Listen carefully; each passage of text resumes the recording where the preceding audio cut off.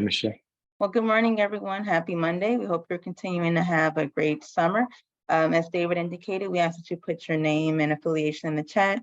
We're excited today for a great conversation on Recompete. So I will pass it to Matt Bogosian, our Executive Director, to provide some updates. Matt, the floor is yours.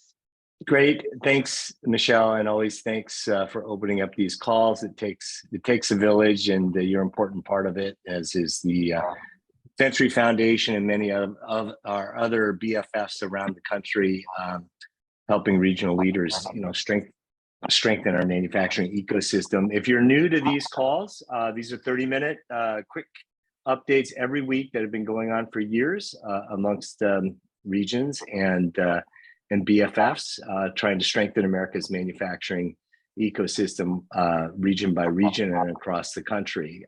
And so if you've been on it, these calls.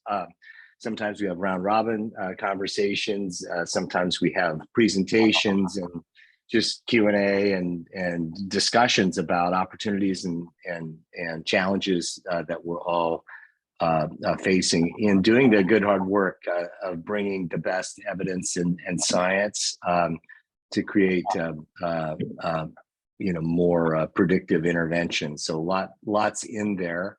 What I do at the beginning is usually just highlight some of the things that are in our weekly AMCC update. If you don't get that, you should. You can text David Van Sicklen, our operations director, email him. And his email, I think he's going to drop that into the chat. But we're excited. Today's a presentation day. We are going to hear about one of the cool programs that the federal government has come out to help regions. Like Michelle said, the Recompete Pilot. So there's a lot to it, and we're excited about having someone from EDA that I'll introduce here in a second. I wanted to, before I turn it over to our speaker, I wanted to highlight the network of networks convening that we are lucky to have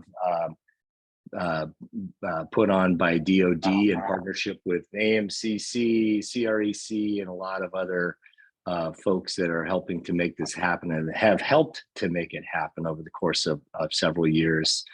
And that is going to be September 12th and 14th. That's in the update. And David, if you would drop the link there. If travel funds is a barrier to you attending that, there may be some travel funds available for that. So email David on that one too. Matt, if I can add to that, please email me by Wednesday if you'd like to be part of the travel reimbursements. We've got a bit of a process to get that to you. So the earlier that I know, the better your chances of getting reimbursed for that travel. Thanks. Yeah, no, thank you, David. And it's great. DoD, Mantech, Mike Gilroy, Michael Britt Crane, they've been great in being determined to pull this thing off, and of course CREC that's putting it on. So thanks to all of those partners. The only other thing I wanted to highlight is this map that the White House put out around public and private investments around the country. We had a meeting with some of the folks from OMB and OSTP in the White House last week to understand more about how they generated this map. And basically, it's like we said in the update, it's a map publishing details about public and private investments across the country. So like a lot of these maps, check them out because I think they might be able to add value to your regional, just to know what your regional efforts, just to know what's happened. Or what people have, private entities have publicly released about their investments in your jurisdiction, and what the federal agencies are putting out there too. So that's those are the highlights I wanted to draw out from the AMCC update. And we know a lot of the regions around the country are doing hard work and putting together competition proposals. Most most urgently around the Tech Hub program. And so there's a lot in there, but now we have another opportunity around this Recompete pilot, and we're lucky enough to have Leopold Spoengehlert with us today to talk about that competition for working age folks, to increase the percentage of working age folks, as I understand it. So Leopold, welcome to our AMCC Monday call. This is very informal. Thanks for giving us a quick outline and telling us a little bit about the more detailed webinar too that you guys are going to have coming up too. So anyway, let me turn it over to Leopold. Go ahead.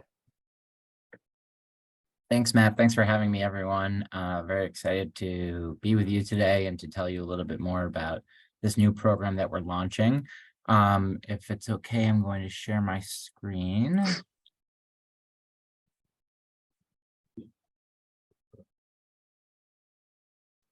Okay, great. Can everyone see this? Thumbs up. Awesome.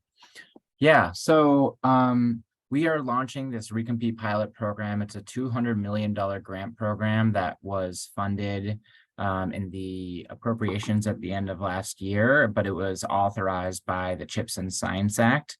So this is an economic development program that's specifically targeted at persistently distressed communities around the United States.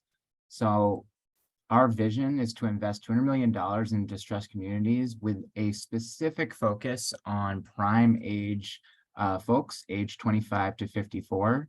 We're looking at geographies where the employment rate in those geographies significantly trails the national average and has for some time.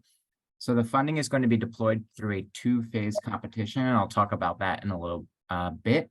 Where we'll provide communities with strategy development planning, so planning dollars, and also capacity building dollars, where you can, hire someone or do what it takes to build up your capacity, and also large flexible implementation awards for a variety of economic development activities.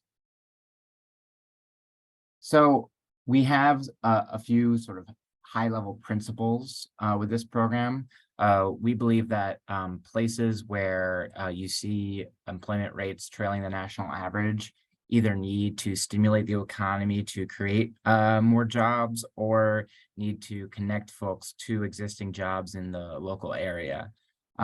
So we're going to be investing in programs and organizations that have a clear understanding of those local conditions and those root causes that have led to an employment rate that has trailed the national average for such a long time. We believe that this is really going to have to be a place-based program. We know that every community is different. So just because your prime age employment rate is low, that might have to do with so many different things. And we're looking for communities to come up with very targeted place-based approaches to solve that problem. This is a program that's focused on communities that have been forgotten for far too long. We're looking at communities where industry has declined over many years, or places that have been physically separated from opportunity. And finally, as always at EDA, equity is our #1 investment priority, and we are working to ensure that this funding reaches all communities to ensure all have a path to economic prosperity. So we have some eligibility criteria for this program. At a high level, if you are a public entity, you should be eligible for this program. These are the categories of entities that are eligible. We have, government entities, nonprofits, economic development districts, or a consortium of the above. For example, if you are a university or a community college, you should be eligible as a nonprofit, but we can get more into that if you're interested. The big thing to focus on is eligibility by geography. So the statute clearly sets out criteria for geographies to be eligible. And so we've launched a map in partnership with Argonne National Labs to help communities determine whether they're eligible or not. So I'll send out the link to this map after this call, but it's pretty user-friendly. But let me get into what you'd see in the map. So in the map, you'll see a variety of areas that are shaded that are eligible service areas. So an eligible area might be the entire area that like the statute says is eligible, but we're also asking applicants to identify that service area within an eligible area where they would focus their investments in a targeted way. So for example, let's say your county, the entire county is eligible, but you know there are a few neighborhoods in particular that have been persistently distressed and have high employment gaps. We would love to see you focus the funding on those areas as your service area. So it gets a bit complicated in the statute. We have two types of areas with two different eligibility criteria. Local labor markets, these are MSAs, micro statistical areas, commuting zones, and tribal lands. These areas, if they have a prime age gap of at least 2.5%, they're eligible for the program. And then we also recognize there are smaller places, local communities within a local labor market that might be ineligible that themselves are eligible. It's a bit complicated, but what I recommend is go to the map, check if your community is eligible, and then email me if you're still confused at recompete@eda.gov. If you're wondering, oh, am I eligible? Am I not eligible? So the way we think about local labor markets versus local communities is that often a local labor market has a lack of job opportunities, and you need to stimulate the economy to create jobs. So think like a rural community or some of these tribal communities. And then local communities might be a neighborhood in a city where there are good jobs in maybe downtown or maybe, you know, within commuting distance, but we need to use workforce development dollars or other opportunities to connect folks to those jobs. Now, this dichotomy doesn't always apply, but this is sort of the framework we've been using to help people think about the difference between these two categories. So I'm going to talk a little bit about the program structure. So as I said, it's a two-phase competition, and we are currently in phase one. Applications are due a little less than 2 months from now for phase one. So if you are interested in the program, we really do encourage you to start thinking about your application. So as I said, the applications for phase one offers planning dollars, strategy development grants. And these are not only for planning activities, but for a variety of capacity building activities. Maybe your region isn't ready for a $20 million grant, but needs some capacity dollars to help build up your ability to apply for these larger awards. And then we have another opportunity, which is to apply for Recompete Plan approval. What I would characterize this as is really just a gating application. If you don't apply for this, number two, you don't have the opportunity to apply for these bigger awards. So number one is this capacity building grant. This has no impact on your ability to apply for phase two. And then there's number two, Recompete Plan approval, which is a gate to give you the opportunity to compete with others for $20 million to $50 million. If some of you are familiar with our Build Back Better competition at EDA, we also had a two-phase competition where we selected 60 finalists in phase one, and then 21 winners in phase two who got those bigger awards. So we have this slide that can help you think about like which one you might go to. One thing I emphasize to folks is you don't have to choose between going for a capacity building award and going for the bigger dollars. A lot of folks are going to apply for both, and some might apply for one or the other. So if you're going to apply for a strategy development grant, you might need to only do capacity building, and you don't even want to go for the bigger awards. You just need that smaller award to help your community build up your capacity. And you're hopeful that we get more funding from Congress in the future for those bigger awards, so that once you've built up your capacity, you can compete for those awards. Others might say, you know, we don't need a planning grant, we don't need a capacity building award, we just want to go for the big dollars. So they're going to go just for Recompete Plan approval, which is that gate to phase two funding. And then some say, of course, we would be happy to get a smaller capacity building grant, but we also want to go for the big dollars. So we're going to go for both. So I've created this graphic that might help you think about what process we're going through here. So if you apply for a strategy development award, applications are due October 5th, and then you might get selected for a grant up to $750,000.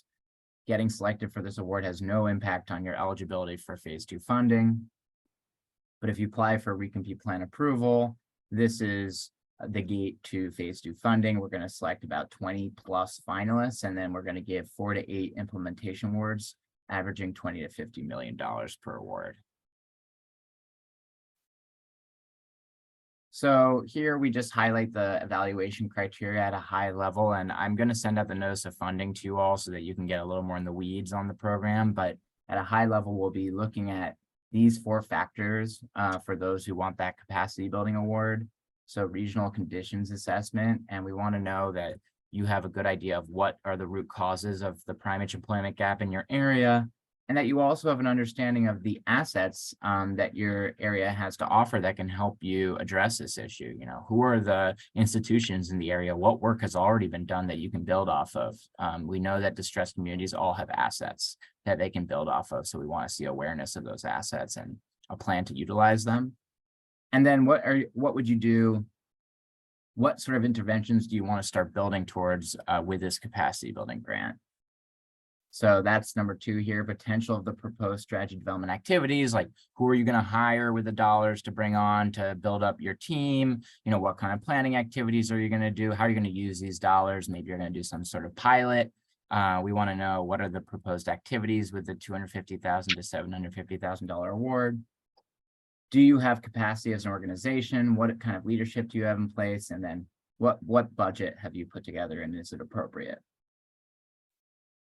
For the bigger recompete plan approval, what I like to think of this as is like sort of draft 1 of your phase 2 application. So we want to start to see the outline of what you would do with a $20 to $50 million award.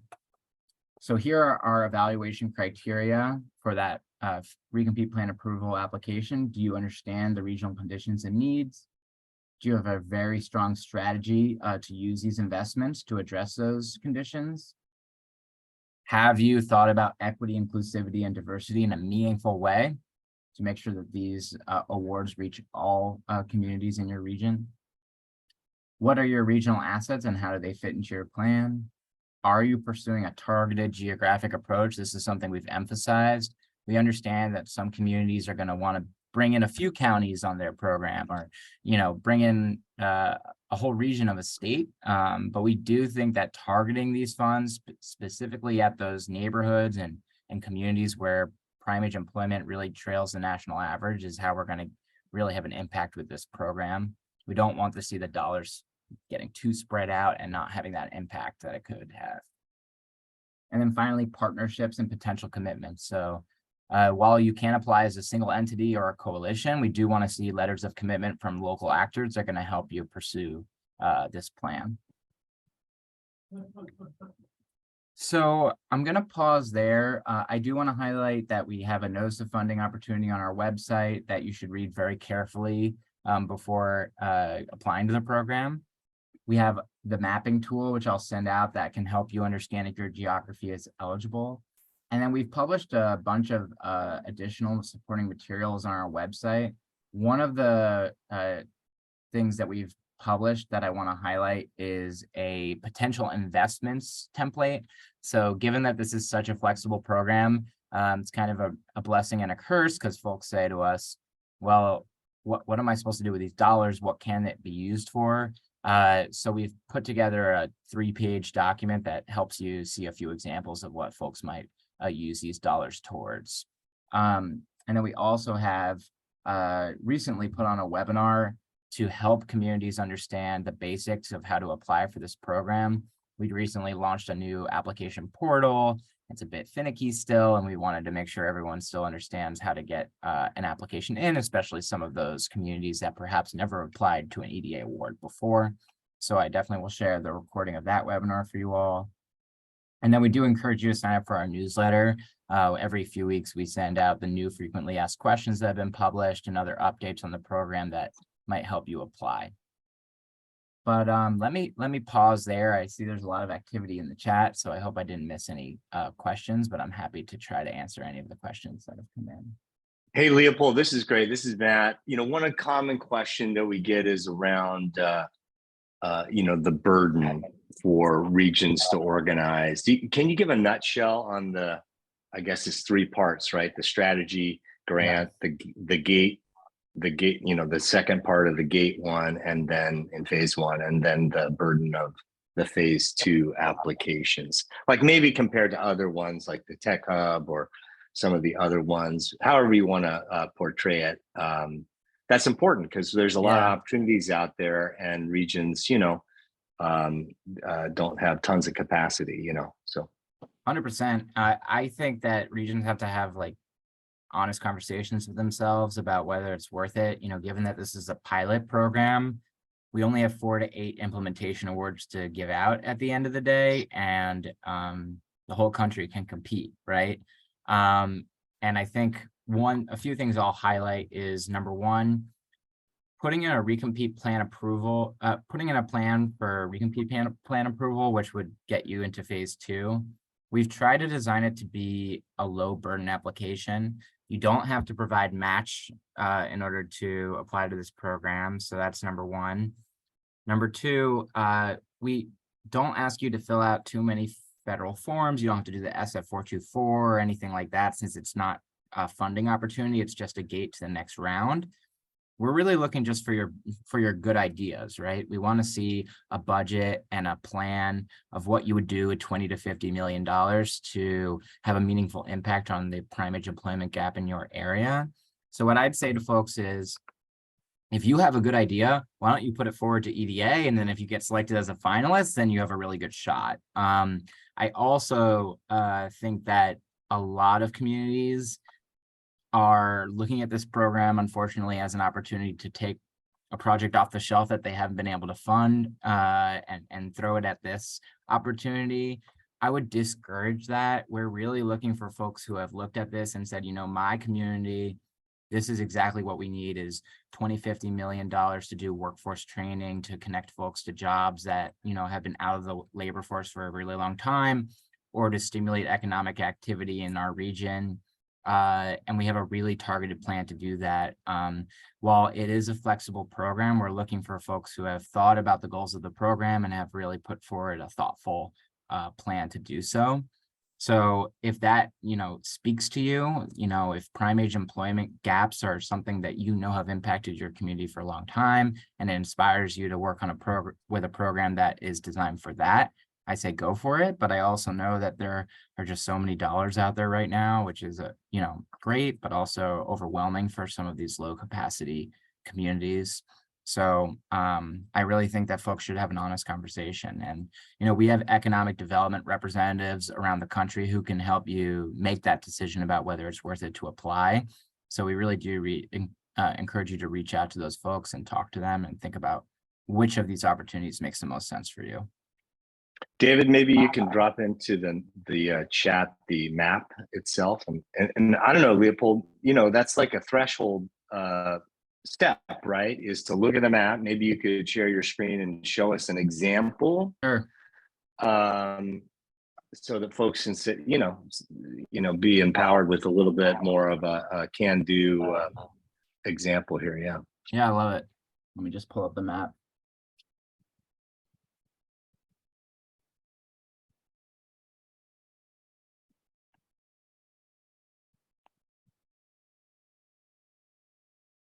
So here's the map. I hope you can see it.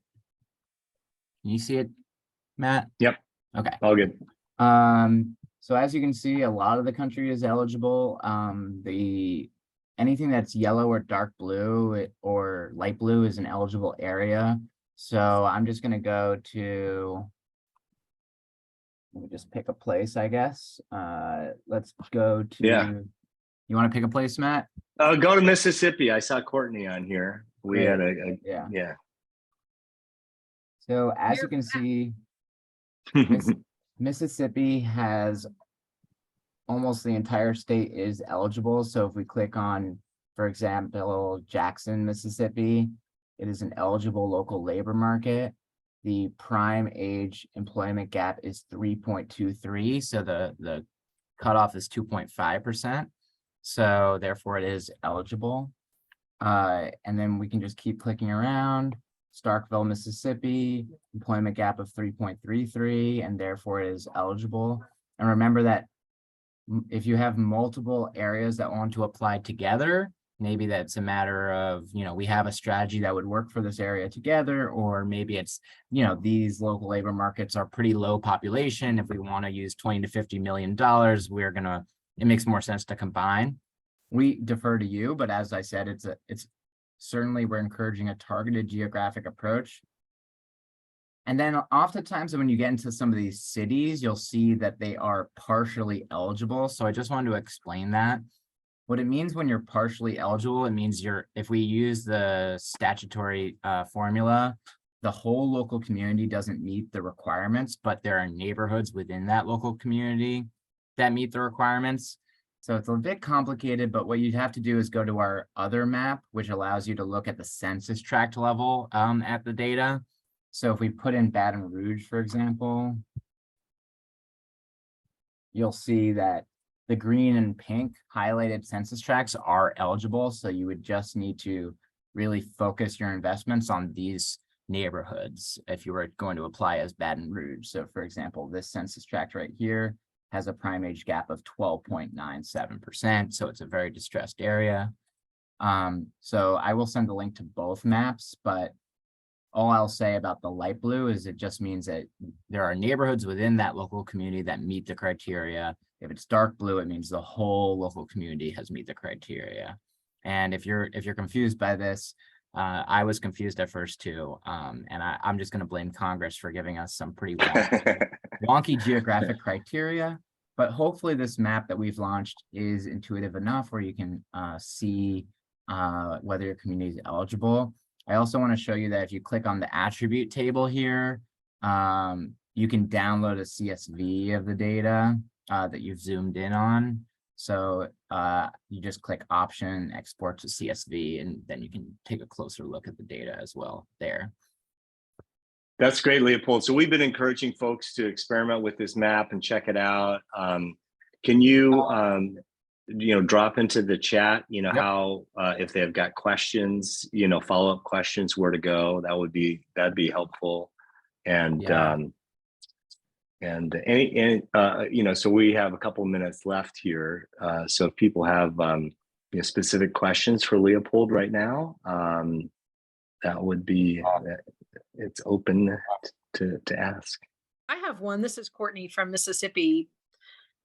Just high level, I know you all want us to target the funding. We obviously have some deeply, really, when we talk about structural unemployment, some deeply structurally unemployed areas. And so we were looking at a multiple project approach that are managed locally. Is that the kind of thing that you guys think could work in this scenario? Or are you really looking for just single geographic applications? No, I just think that it needs to make sense to us what your strategy is, and we are encouraging people to put forward proposals that have multi-projects, and perhaps, some of those projects are targeted at one area and some of those projects are targeted at another. We're just looking for you to really understand the underlying conditions of the geography and design interventions that make sense for that area. So I think absolutely, Courtney, I would encourage that approach. Perfect. Great. Thank you. All right. Well, Leopold, thank you so much. And I'll turn it back to you, Michelle. We'd like to keep these right at the top of the hour, closing out because people are busy. So thanks for being on, Leopold. We look forward to next steps, and we'll be in touch. Michelle, you can close it out now. Yeah. Yep. Thanks for having me. Again. Thank you so much, Leopold. It's so great to learn more about Recompete. And everyone, we wish you a great week. Thanks so much for joining the call, and we'll see you at the same time on next Monday. Have a wonderful week. Thank you so much. Bye.